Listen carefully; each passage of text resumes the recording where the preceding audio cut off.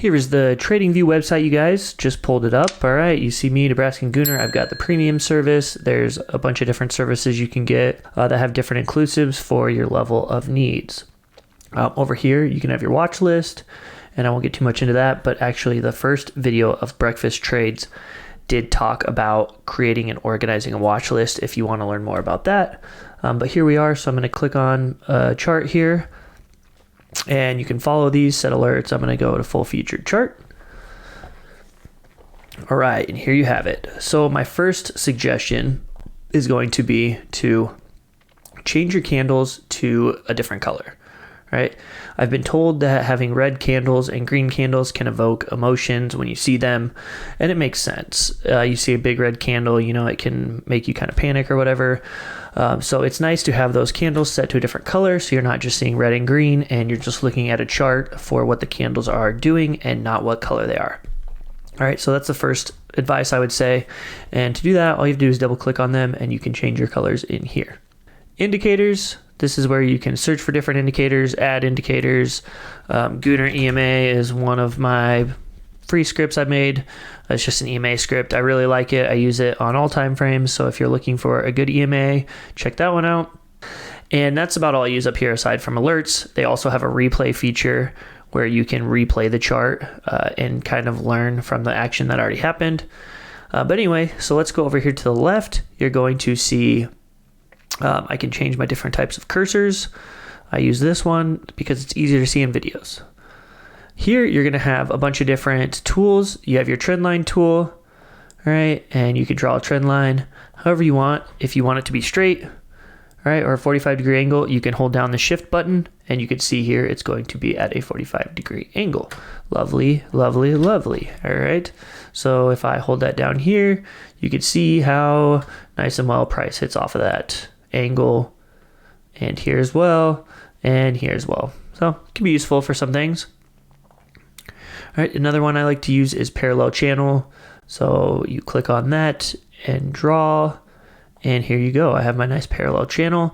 And if you click on it, you can also add a midline here. They have different settings for a lot of different tools.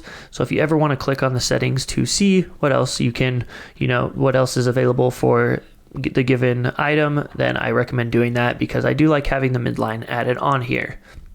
That's pretty much all I use for that. There's obviously some other things you can get into.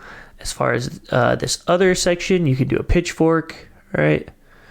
And you're going to see here, which I don't use pitchforks, but I do know people that do. All right, so you can see that price bounces off this pitchfork trend line like so. Another thing I like to use is Fibonacci levels. All right, so click over here, Fib retracement or Alt F. So Alt F is going to give me that as well, okay? And then what I can do is basically draw from the top to the bottom of an impulse, all right?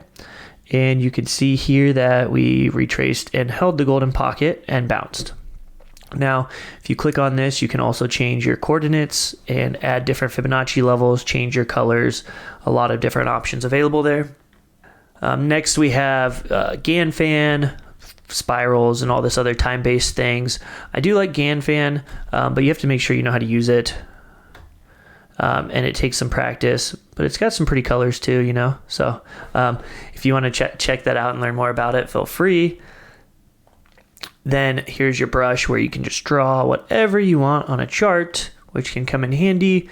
Highlighter, again, it's just going to highlight things. If you want to highlight some zones, that's useful. Path I like because if I click on this, I can do a path without having to make multiple trend lines. And if you double click, it will take off and you can move these points on here and adjust them as you need to. All right.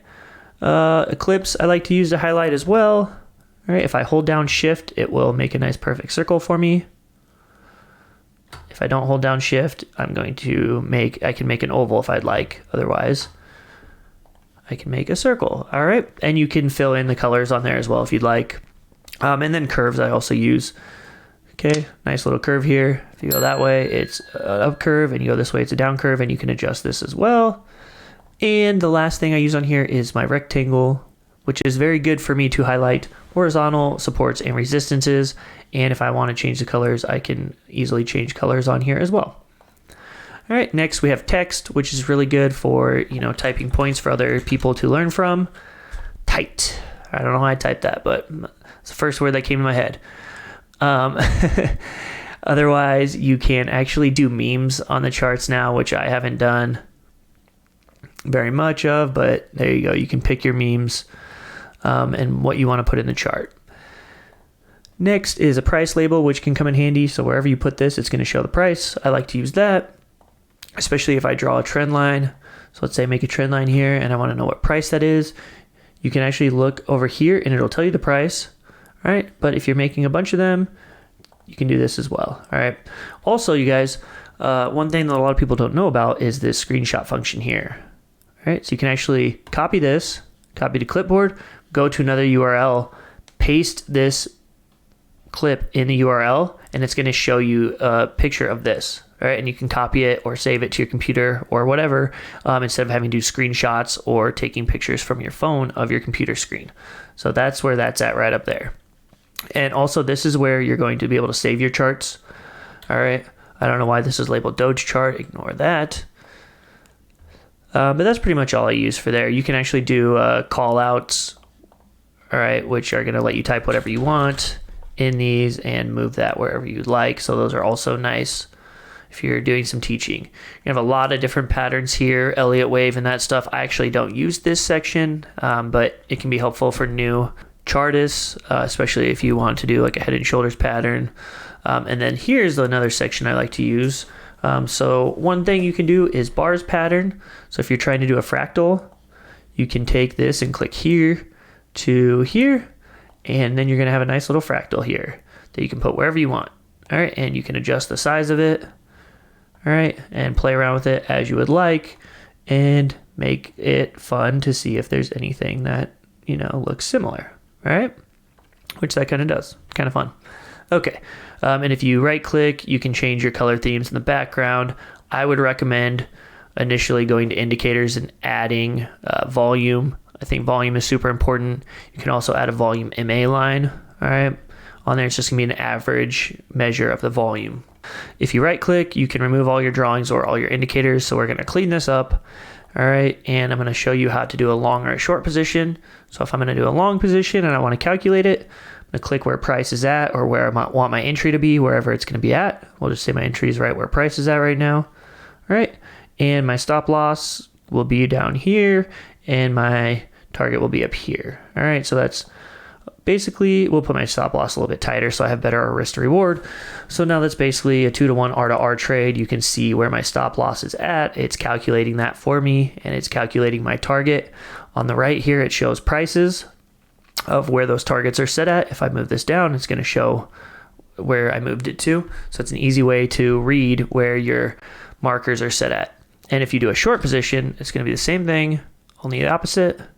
So your red is going to be your stop loss up top, and your green is going to be your target down below, and it's going to show up just like so. One more thing I like to use is the forecast button. It's going to be right here, and I can just take and draw it from any point and see how big of a move that was. So that was a 10% move. I could calculate how big of a move this is. So I just use it to calculate percentages because I can move it freely up or down, -3%, +3%, and things like that. So I can judge the scale of a move in percentage. Lastly, you're gonna have your graphics section down here where you can use arrows, you can turn them around, you can make them bigger, you can change colors, and you have a whole selection here to use. All right, magnet, I don't like this tool, but it basically magnetizes your trend lines for you to key points. So you don't have full control over everything. You can see how it's skipping on me. I don't like using that, but if you do like to, you can go for it. But that's basically all the tools I use, you guys. All right, so a couple other things you can do is obviously change the time frames here. You can toggle into percentages instead of prices. You can click on log or linear. All right, so if this is off, it's gonna be a linear chart. And if you hit auto here, it's gonna take you back so you can adjust the chart how you want to make it taller or shorter on the Y-axis, right? And then if you are moving this around, to look at things and you want to go back to auto, this is going to auto adjust it again, right? And then I can use the scroll bar on my mouse to zoom in and out. And then if I go back here, it's going to give me a section here to zoom in or out with these as well. And I can hold the arrow here, right? Or reset it there as well. Last thing I like to use is going to be this little section here, so I can have multiple charts at once. So if I want 2 charts to compare them separately, or if I want, 3 or 4 charts to look at individually here, I can look at Bitcoin on one time frame and another time frame here, and then I can look at CRV here on a completely different time frame, and have Ethereum or Litecoin going here on another time frame. All right, so that's kind of a good way you can look at multiple time frames at once and compare them. And when you want to go back, you just click it back. One more thing I do like to get rid of here, you guys, is there's a lot of grids and things here. So if you just double click on your price, and you can get rid of some of these things. All right, so your status lines, you can fix your money line to a different color. Appearance, there's horizontal grids and vertical grids. You can get rid of all that. It just takes away some of the clutter. All right, it gets to be really cluttered when there's a lot of horizontal lines going through the whole chart. Now you can see it's a lot cleaner here of a picture for me to look at.